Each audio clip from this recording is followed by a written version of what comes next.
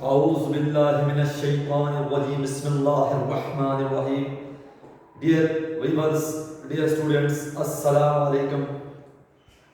जैसे कि पिछले लेक्चर के अंदर, पिछले वीडियो के अंदर मैंने आपके साथ डिस्कस किया मल्टीप्लिकेटिव लॉ ऑफ प्रोबेबिलिटी, तो उसके हवाले से मैंने आपके साथ क्वेश्चन भी डिस्कस किए। एक क्वेश्चन मैंने आपके साथ डिस्कस किया। Now in this video, in this lecture again we solve some questions about multiplicative law of probability, और उसके बाद हम इस लॉ को एक्सटेंड भी करेंगे for 3 events A, B and C। multiplicative law for 3 events A, B and C।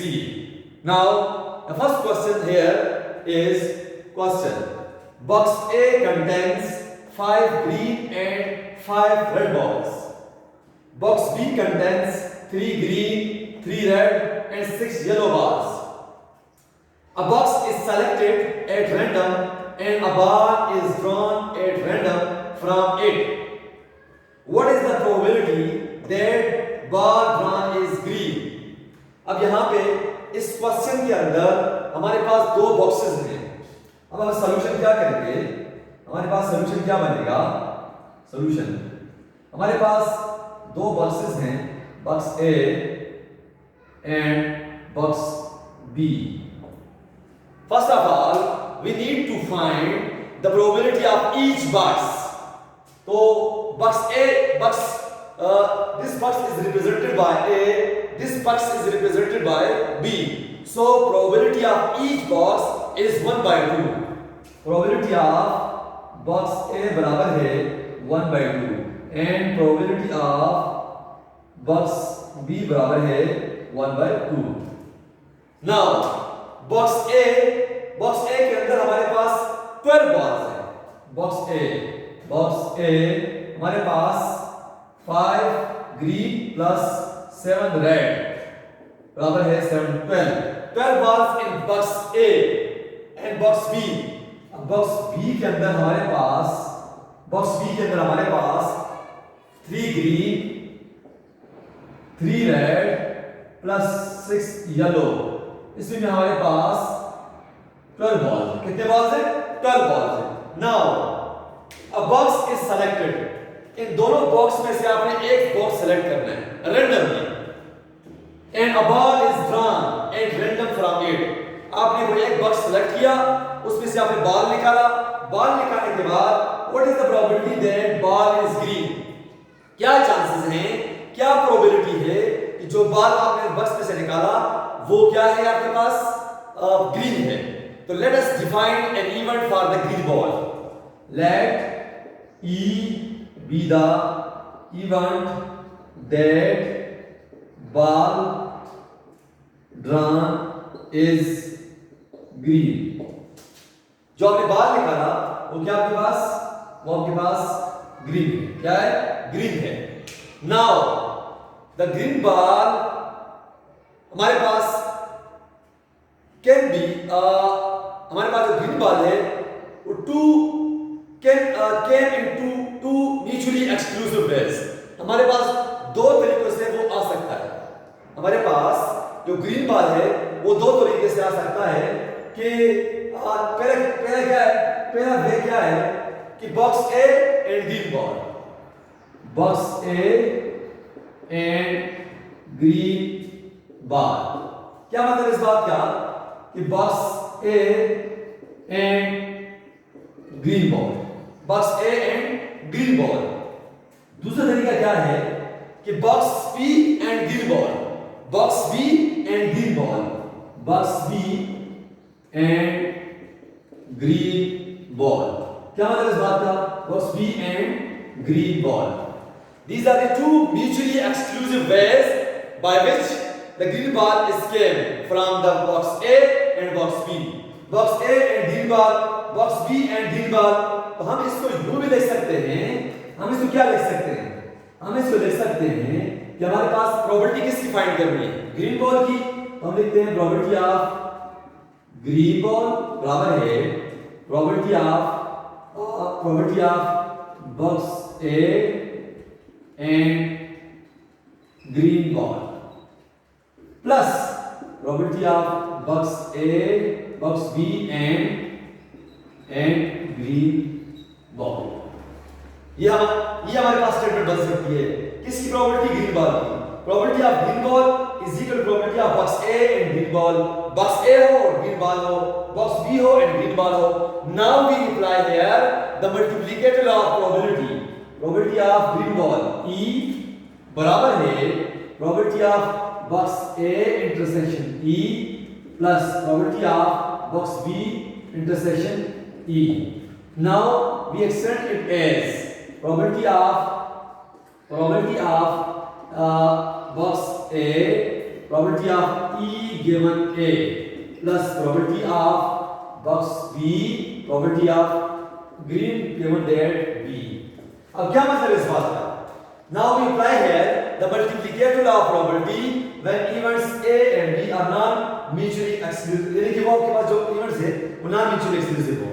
तो probability of A box A हो and green ball box A की probability green ball box A से box B की probability green ball box B से ये हमने standard लिख लिया अब हमें यहां क्या चाहिए बॉक्स ए की प्रोबेबिलिटी ऑलरेडी पता है 1/2 बॉक्स बी की प्रोबेबिलिटी ऑलरेडी पता है 1/2 box probability of green ball given that A box A से हो तो बॉक्स ए से जो ग्रीन बॉल की प्रोबेबिलिटी 5 और 12 यहां से आपके पास प्रोबेबिलिटी ऑफ E कितनी है probability of E given A बराबर है 5 और 12 यानी कि आपके पास बॉक्स A से ग्रीन बॉल की प्रोबेबिलिटी कितनी है 5 और 12 एंड बॉक्स B से E गिवन B बराबर है आपके पास 3 और 12 these are the probabilities of green ball from box A from box B probability of box A and box B now using all these values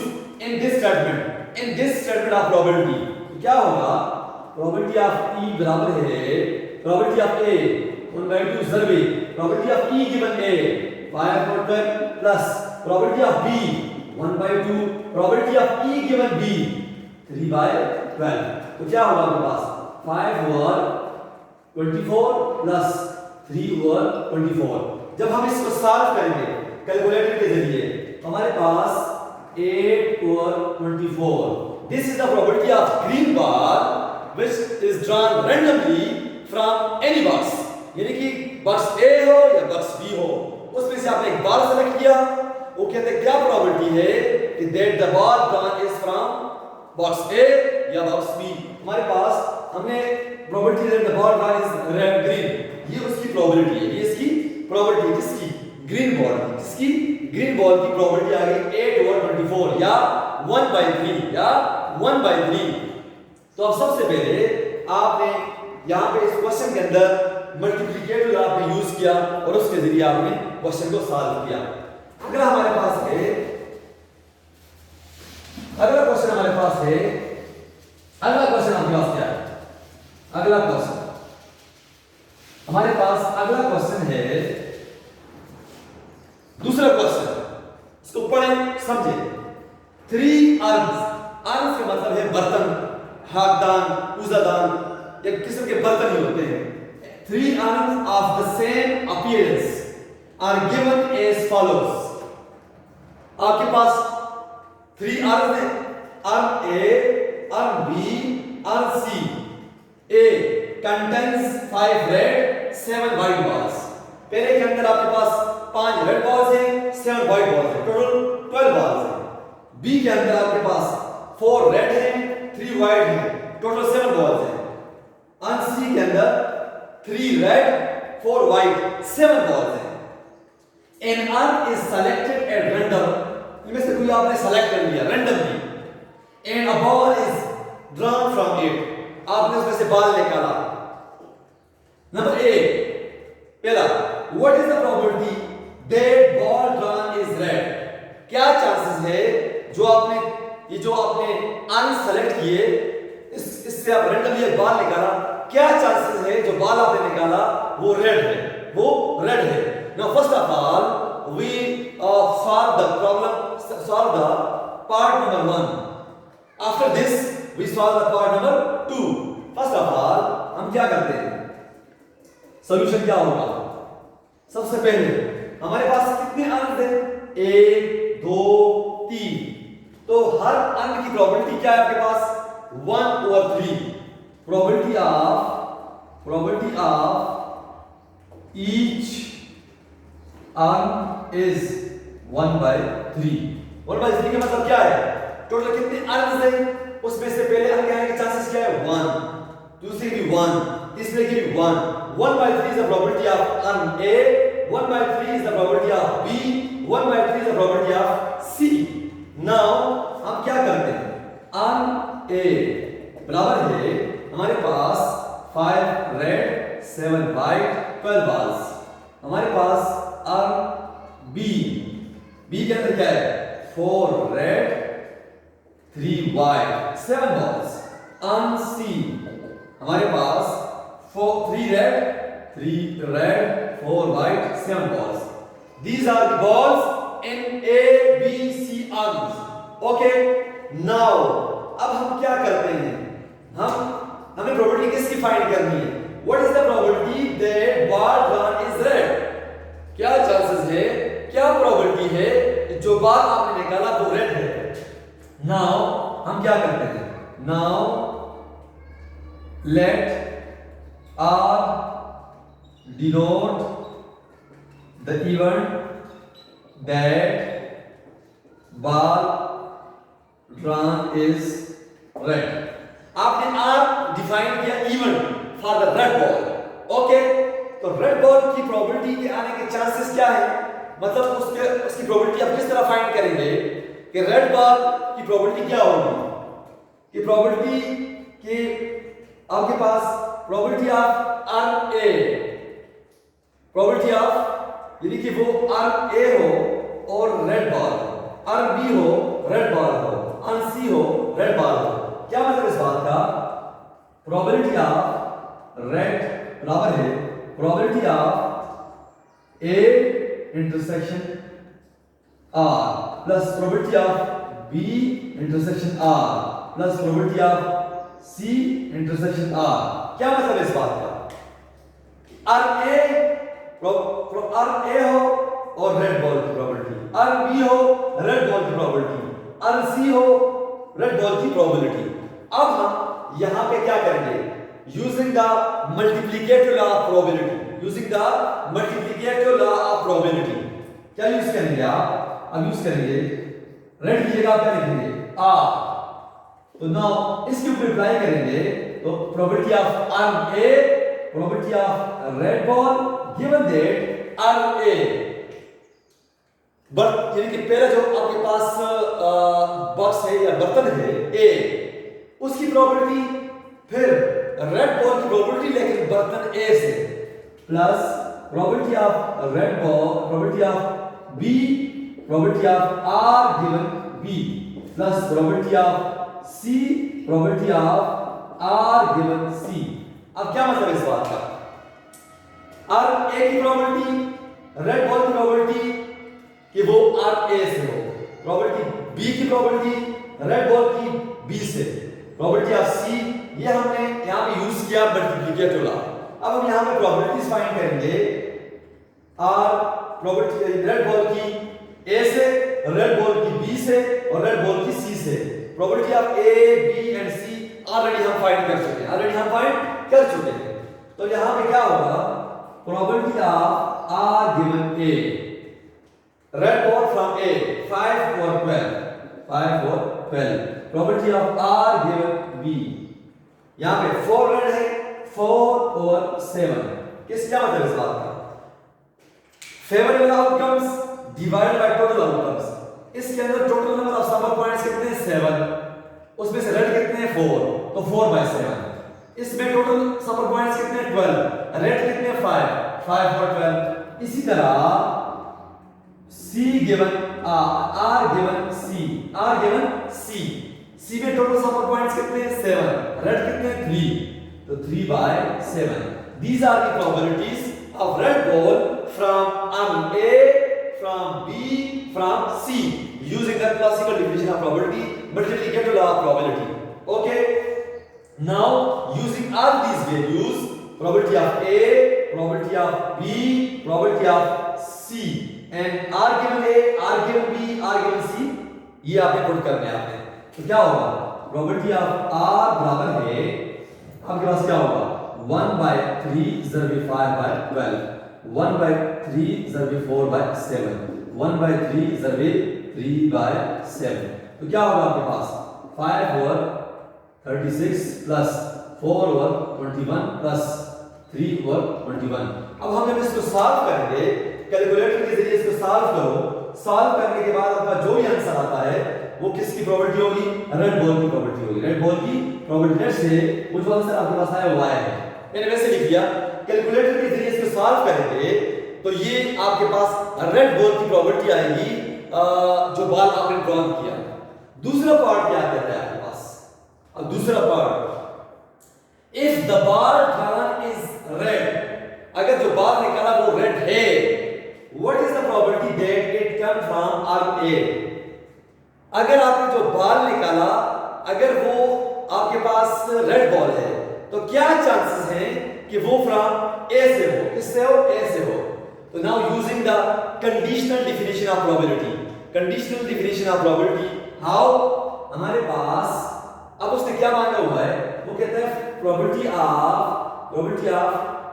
are A given that red ball बराबर है probability of A and R, probability of R. अब यहां पे simple सी बात है, हमने इस part के लिए कंडीशनल प्रोबेबिलिटी यूज किया। उसने यहां पे कंडीशन लगा दी कि अगर वो रेड है तो क्या चांसेस हैं कि वो ए से है। Okay, due to this reduce the sample space, reduce the sample space। अब यहाँ probability of R A given that red ball already occurred, किसके बराबर होगा? Probability of A and red ball divide by probability of R. क्या मतलब इस बात का?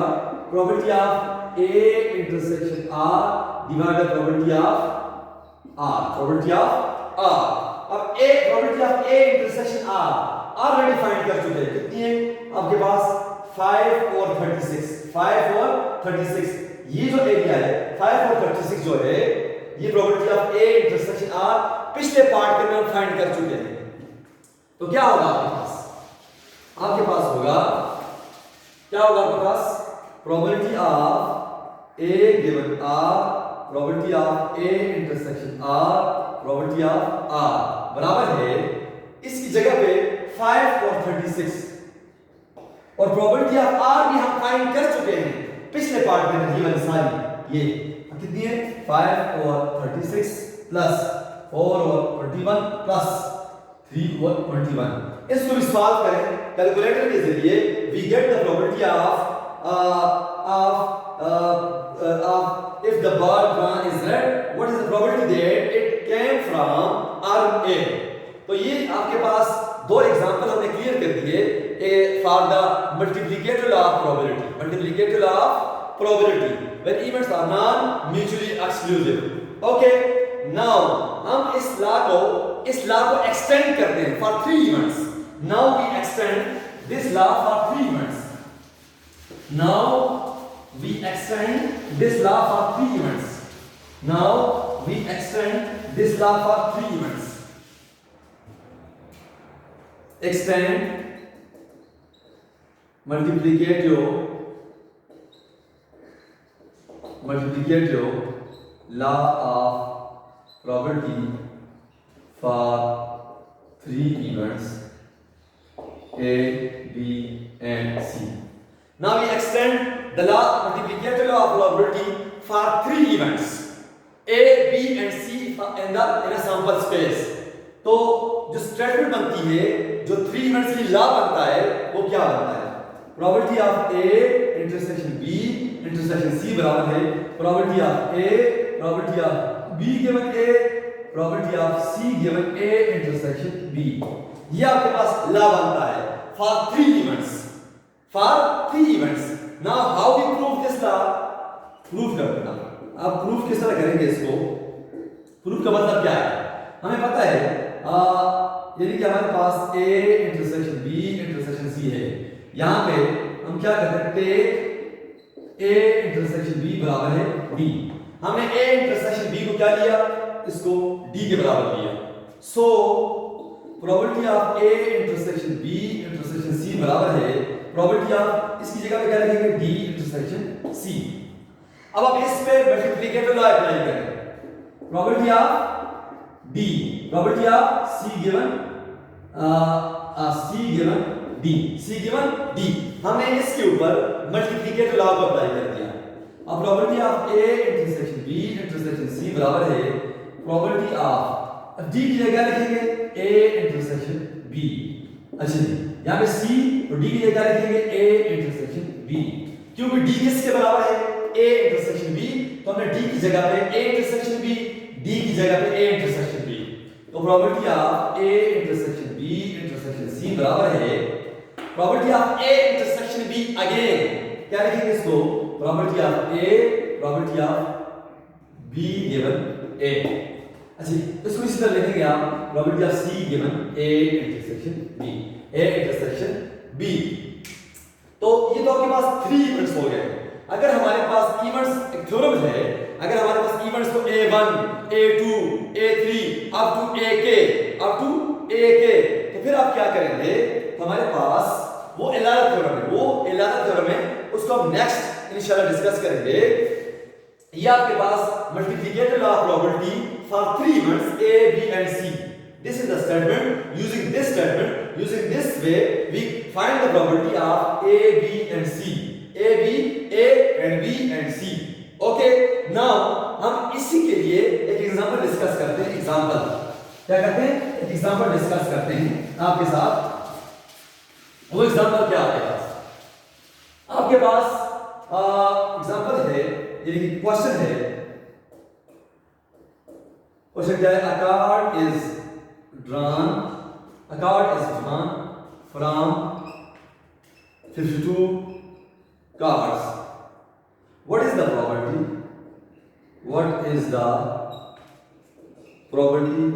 that the card drawn is diamond, face or king? Question है, question को जरा गौर से समझने की कोशिश करें। क्या आपके पास क्वेश्चन है, क्वेश्चन आपके पास क्या है, आपके पास क्वेश्चन क्या है, a card is drawn from 52 cards, what is the probability that the card drawn is diamond, face or king? हम इस पे addition law of probability when events are non mutual exclusive उसको भी यूज कर सकते हैं, लेकिन हम इसको किससे सॉल्व करेंगे, multiplicative law of probability A B and C, events A B and C।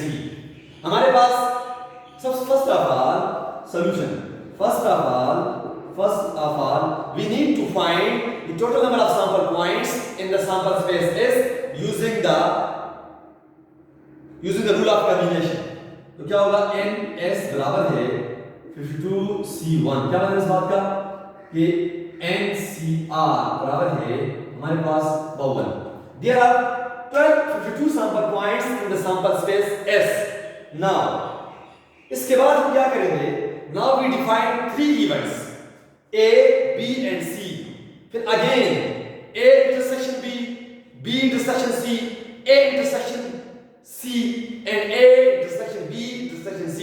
हम इन इवेंट्स को डिफाइन करेंगे, हमें प्रॉपर्टी किसकी फाइंड करनी है, प्रॉपर्टी ऑफ कार जो हमने निकाला वो डायमंड है, फेस है या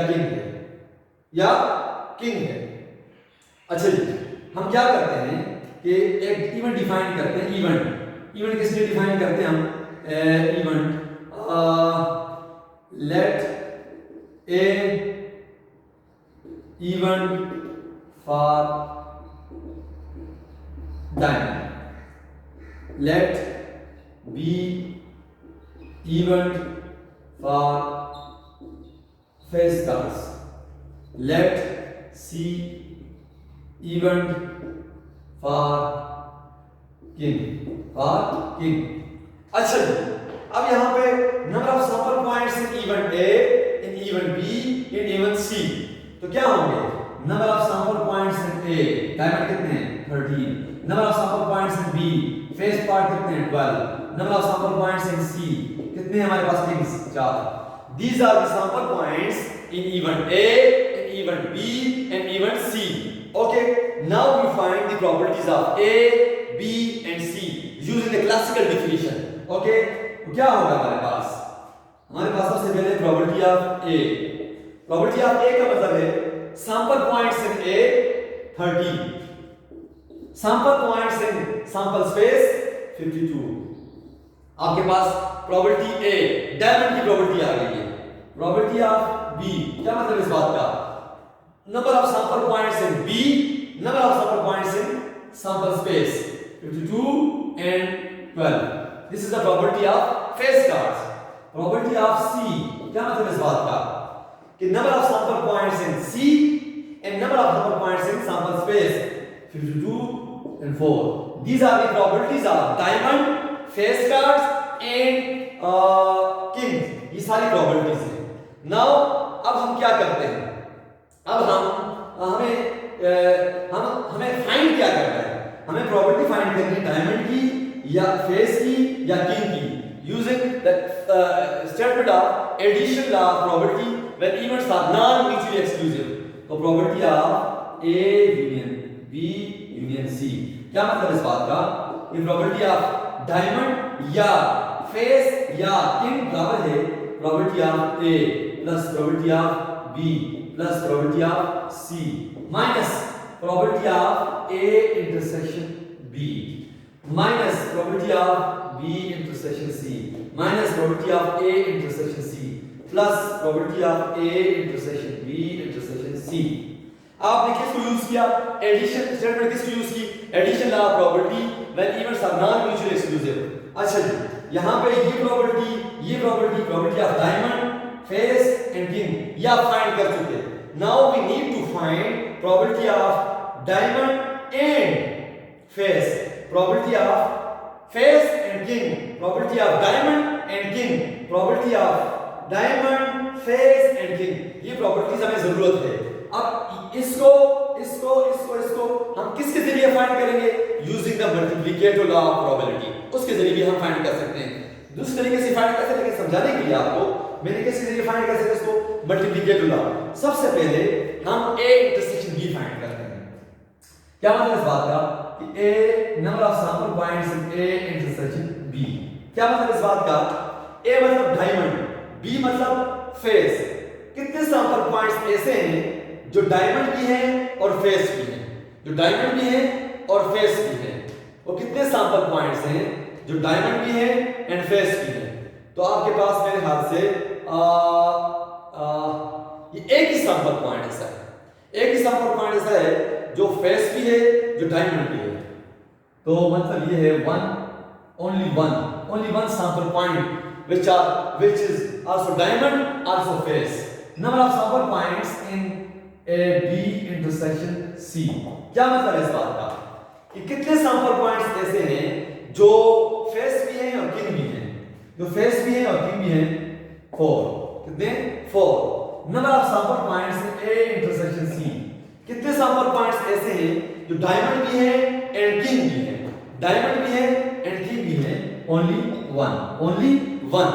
These are the sample points in A intersection B, B intersection C, A intersection C, जो कॉमन पॉइंट्स हैं।